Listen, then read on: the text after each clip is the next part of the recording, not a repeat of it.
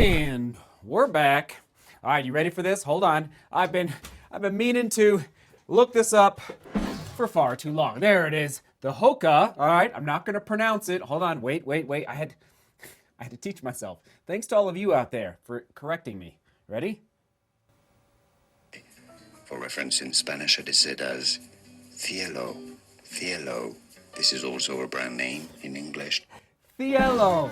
Cielo. Yeah, it's Spanish for sky or the sky. I studied Spanish in high school, but it was a lot. I studied like sophomore year. Anyway, it's been too long. The Hoka Cielo, all right, X1 2.0 carbon fiber plate marathon or half marathon racing shoe. It is frankly still in the running for my half marathon race in Jersey City. All right, so here's the deal.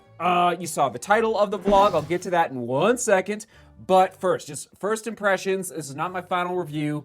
Although I have put 3 or 4 hard runs. So I've done a couple of thresholds. You know me, I've been doing the thresholds through this training block. And I think I took this one out for 2 thresholds. No track workouts. I explained it actually at the track last week. I just felt, and I'm glad I did not use it for the track workout.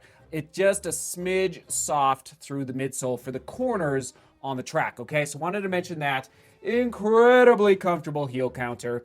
No heel pad in the back of that heel counter, unlike many other carbon fiber plate racing shoes these days. I'm a little surprised, not a gusseted tongue because it sat on top of the foot perfectly. Now, the toe box and the vamp area of the upper feels a little bit plasticky to the touch. Not horrible. It actually laid on top of the foot pretty well, but it's not as malleable as you might think there through the toe box. But high breathability, 100%. The shoelaces, it's a little detail, but I'm telling you, shoelaces, I'm a big fan of good shoelaces. I would probably, if I was gonna race in this shoe, I'd probably replace them. They feel just a little stiff and frankly a little overbuilt for racing shoes, you know? Anyway, just small detail.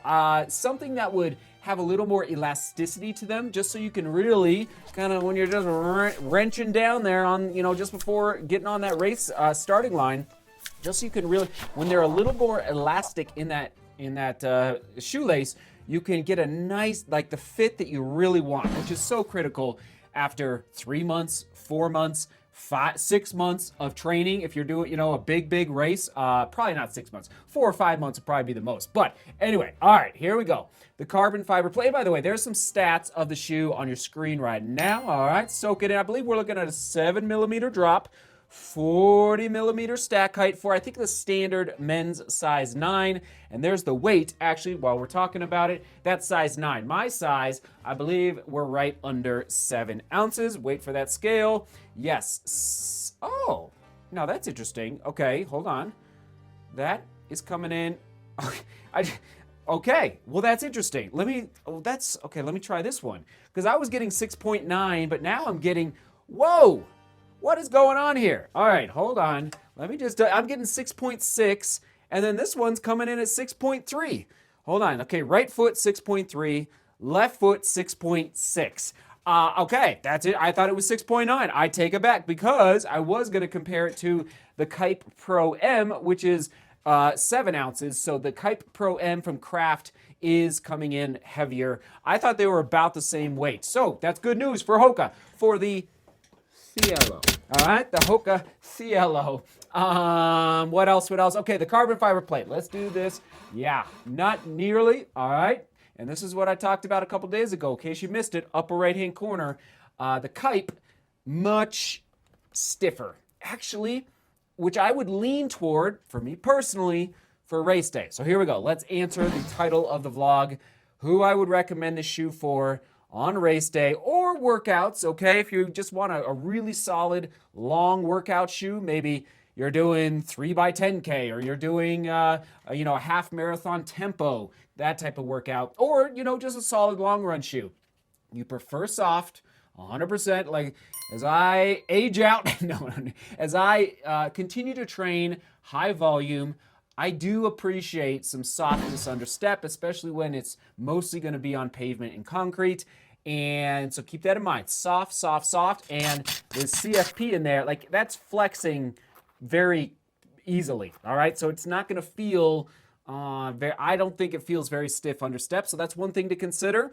And almost more importantly, and this is the kicker, midfoot strikers. This is for you, in my opinion. In my opinion, the heel, it's really rockered, almost too much for my liking. Actually, it is too much for my liking. I just feel like I need it's a rocker, and it's probably, I don't know all the science behind the geometry of the midsole and the angle of the carbon fiber plate, but it felt better when I was doing a midfoot strike. Not a heel, not a forefoot, definitely not heel. I just felt like the heel, I was, and listen. Don't go changing your foot strike for a shoe. Don't do that, because that's where you can end up with an injury.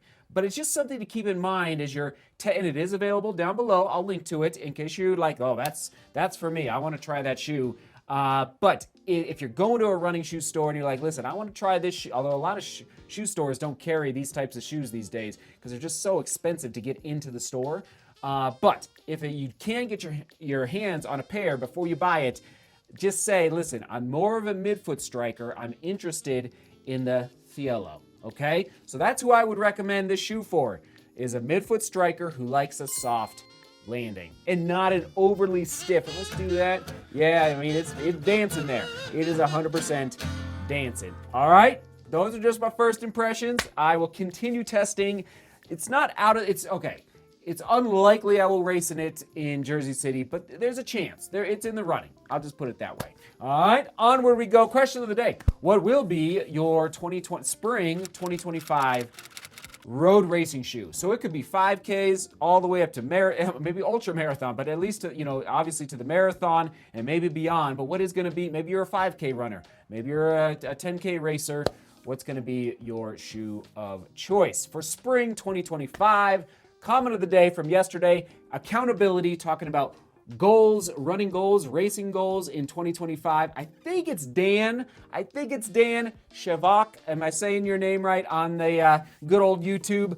Congratulations, Dan. This is what I wish I had. I need to bring the bells out. I have not brought a PR bell. Come on now. I got my half marathon PR Sunday, which was my 50th birthday. Oh my God, at the Love Run Philly half marathon, beating my 2021 pace by a couple of minutes. I think your name is Dan, but Dan, congratulations. Woo! That's amazing. Onward we go. Keep going, Dan, and that's inspiring. 50th birthday to be throwing down a half marathon. That's awesome. That's just awesome. So, and Dan, if you see this, I bet you will watch. Let us know what shoe you raced in down in the comments. All right, we'll go carbon fiber plate playlist. We've got quite a few videos on there from 5 or 6 years of road shoe testing right there. Butter the bread. All right, seek beauty, work hard, and love each other.